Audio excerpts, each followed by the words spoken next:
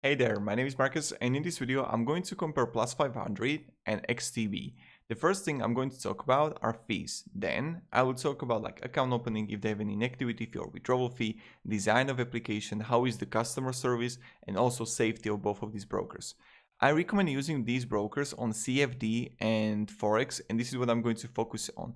I don't recommend for buying stocks, ETF, and other products because they got high fees. So let's start. Just before we start, I'm going to read something to you which is really important for this review. Now, when you would go to terms and conditions of PLUS500, you would read this. And this is the most important thing from the video. And I'm just going to give you at start, not on the end. The trading you conduct on the trading platform is not conducted on an exchange. We act as a counterparty in transactions conducted on a trading platform. And these are the most important. Therefore, act as the buyer when you offer to sell an instrument and the seller when you offer to buy an instrument. The prices we offer on the trading platform might not be the best prices available. Again, the prices we offer on the trading platform might not be the best prices available. So even when the PLUS500 is going to have lower fees comparing to XTB, you are going to lose money because the prices are not going to have the market value, but the value that PLUS500 provides and wants to have. So you can buy a CFD stock or whatever and then sell it, but the price is going extremely high, even when on all the markets the price is different. And this is also for the Forex. So this is something you need to keep in mind right in the beginning, that PLUS500 is not offering the best prices available, but the prices they actually want.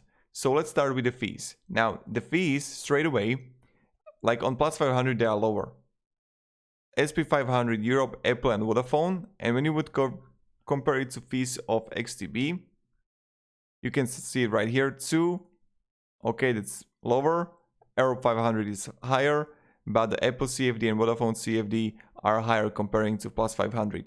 Forex is, in my opinion, similar, in many times lower comparing to PLUS500. On XTB, you can see Euro USD is 15, this is 17.9. So in this way, I would recommend using XTB. Also, huge advantage that XTB has that PLUS500 doesn't have is extremely helpful support. The customer support is top notch on XTB.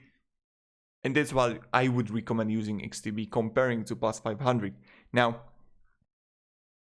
also XTB doesn't have any inactivity fee as PLUS500 has. The brokers are really good on both of these platforms. On XTB is top notch. Also PLUS500 is alright. But as I mentioned, I would recommend using PLUS500. Honestly, guys, I can put you a link down below in the description, but it's not worth it at all. It's don't use that. So yeah, I'm not going to speak too much about it because safety, both of these brokers are safe. You get covered up to 20,000, 20 or 85k in United Kingdom. To summarize this whole video, the fees on Forex are lower in XTB comparing to PLUS500.